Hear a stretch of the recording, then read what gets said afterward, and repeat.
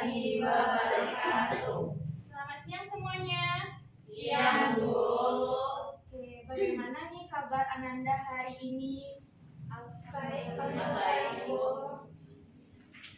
Oke, alhamdulillah. Semoga kita selalu dalam perlindungan Allah Subhanahu wa taala dan selalu diberi kesehatan ya. Oke, sekarang silakan Ananda lirik sekeliling Ananda. Apakah terdapat sampah? Jika ada, silakan mengutipnya dan membuangnya ke tempat sampah. Sudah, Bu. Oke, jika sudah, alangkah baiknya kita berdoa menurut kepercayaan kita masing-masing. Silakan kepada ketua kelas.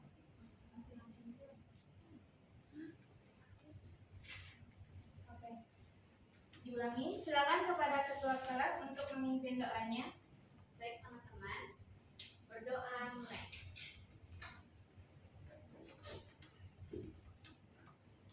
Berdoa selesai. Oke, terima kasih kepada ketua kelas. Sekarang apakah ada dari Ananda yang tidak hadir? Hadir semua, Bu. Alhamdulillah baik. Sekarang sebelum Ibu memulai pembelajaran hari ini, Ibu mau bertanya, apakah Ananda masih ingat pembelajaran minggu lalu? Silakan Claudia, teks deskripsi. Oke, apa itu teks deskripsi? Bu, silakan Mirna. Teks deskripsi adalah tulisan yang menggambarkan suatu objek, tempat, atau peristiwa secara jelas dan terperinci. Oke, ada yang mau menambahkan lagi? Silakan Ananda Adinda. Teks deskripsi adalah teks yang berisi penggambaran suatu objek, baik makhluk hidup, benda, tempat, atau peristiwa secara terperinci, sehingga pembaca seolah-olah melihat, mendengar, merasakan, atau mengalami sendiri hal yang dideskripsikan oleh penulis. Bagus sekali. Ada yang mau menambahkan Ananda? Kalau tidak ada, oke. Pelajaran kita minggu lalu ialah teks deskripsi. Nah, teks deskripsi ini merupakan pembelajaran yang telah kita tuntaskan minggu lalu. Dan untuk minggu sekarang, kita mulai mempelajari materi tentang teks puisi.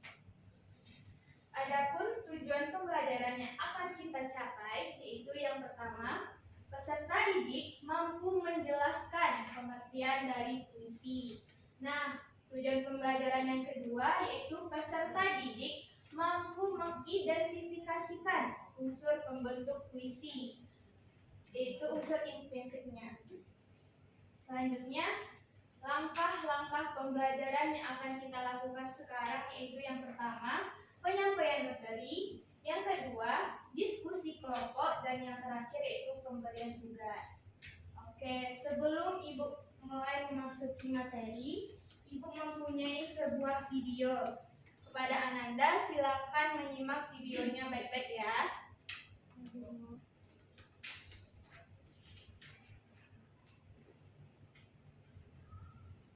Ghazali Imran dalam karyanya Ibu.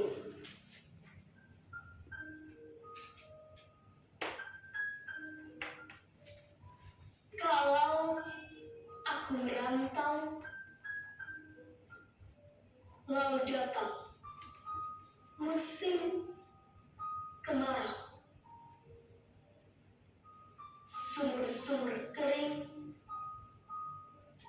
daun pun gugur bersama ranting. Hanya mata air matamu, Ibu, yang tetap lancar mengalir.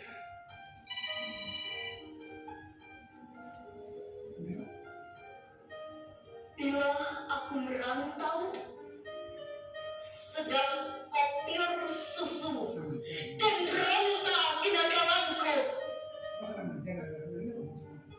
Di hati ada main siwalan memutihkan sari-sari kerinduan.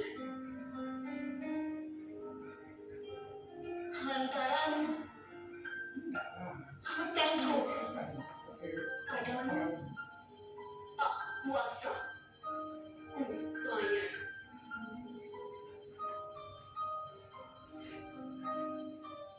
Ibu adalah gua pertapaanku, dan itulah yang meletakkan aku di sini.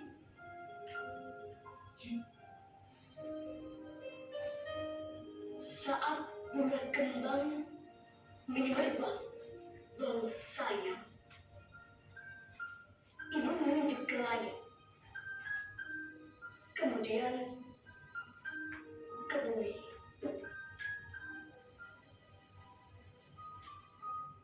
Aku mengangguk. Oke.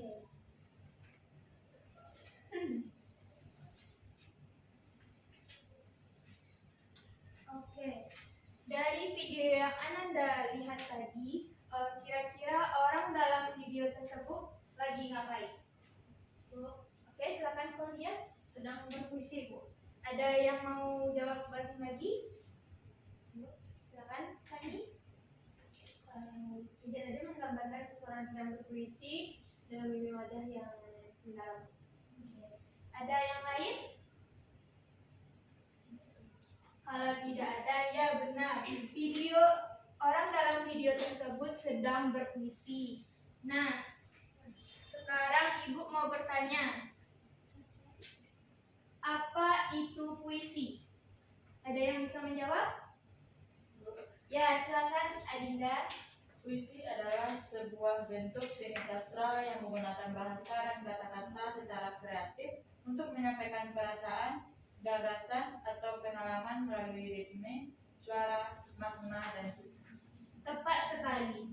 Puisi adalah karya sastra yang menyampaikan perasaan, gagasan, atau pengalaman melalui bahasa yang kreatif, terikat irama, rima, dan penyusunan lirik dan bait.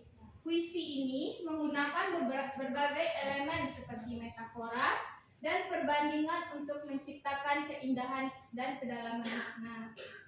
Nah, di dalam puisi terdapat dua unsur pembentuk, yaitu yang pertama unsur intrinsik dan yang kedua unsur ekstrinsik. Pada pertemuan hari ini kita hanya membahas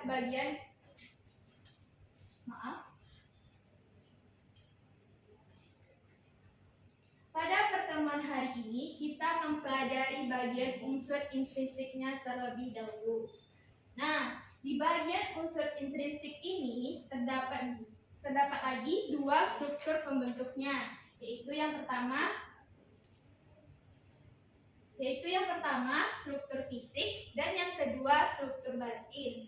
Nah, apakah ada dari Ananda semua yang mengetahui apa itu struktur batin dan struktur fisik dari unsur intrinsik puisi? Ada? Kalau tidak ada, Ibu akan menjelaskannya dan perhatikan secara baik-baik ya Ananda.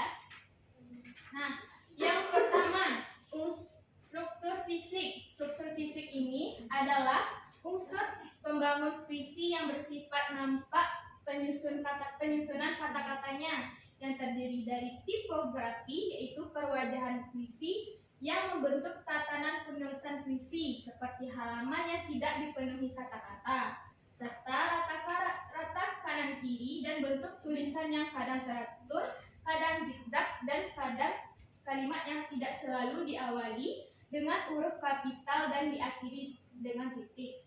Nah, yang kedua yaitu diksi. Diksi adalah pemilihan kata karena puisi cenderung bukan karya tulis naratif atau deskripsi.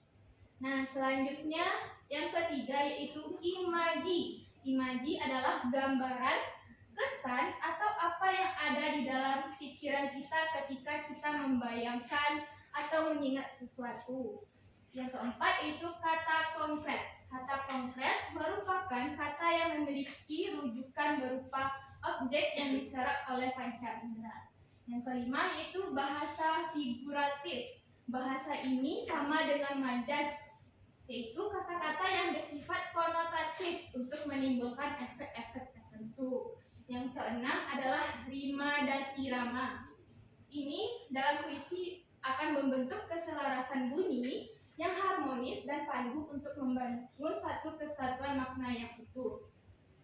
Selanjutnya, struktur batin. Struktur batin dalam puisi yaitu struktur pembangun yang tidak nampak secara langsung pada penulisan puisi, yang terdiri dari tema, rasa, yaitu bagian tema. Puisi merupakan karya sastra yang syarat akan pesan moral yang terbungkus dalam tema tertentu. Yang kedua yaitu rasa. Ketika kita menulis puisi, seorang penyair akan mengangkat satu tema dan pokok permasalahan. Selanjutnya, nada. Nada atau ton adalah sikap penyair kepada pembaca. Dan yang terakhir adalah amanat. Amanat ini adalah pesan inti dari penyair yang ingin disampaikan kepada pembaca melalui puisi yang dibuatnya.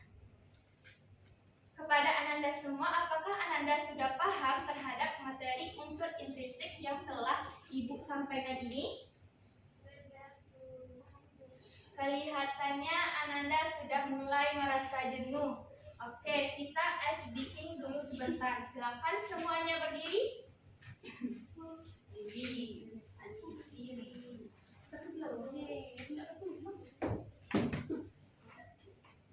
Oke, ikuti gerakan Ibu. Ikuti gerakan impian. Oke, kita akan bermain ice breaking tentang Marina. Oke. 1, 2, 3.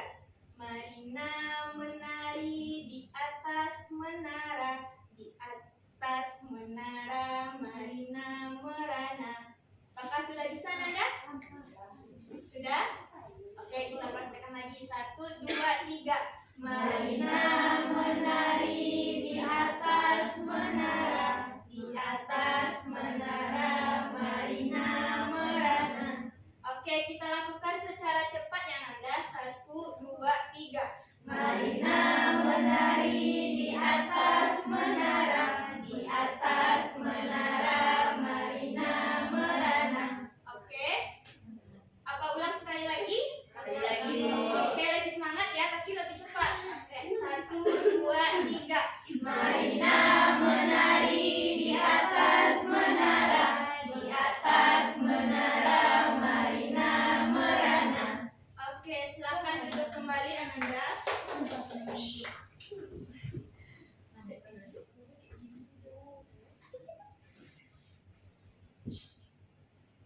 Kepada Ananda, Fani, dan Dia, apakah bisa memberhentikan pembicaraannya dulu? Oke, terima kasih. Nanti kalau sudah selesai pembelajaran ini, Ananda bisa melanjutkan pembicaraannya ya. Oke, lain kali jangan diulangi lagi Ananda. Ya, Bu. Oke, baik. Kita lanjut materi kita selanjutnya, yaitu Ibu akan membagi Ananda menjadi 3 kelompok. Itu yang ini kelompok pertama, yang di tengah kelompok kedua, dan yang di samping ini kelompok ketiga. Nah, silakan Ananda semua berdiskusi untuk menjawab kuis yang akan Ibu tampilkan di depan. Nah, ingat, siapa yang banyak mengumpulkan poin dalam kuis ini akan diberikan hadiah. Apakah Ananda paham dan sudah bersedia? Paham, Bu. Oke. Kuis.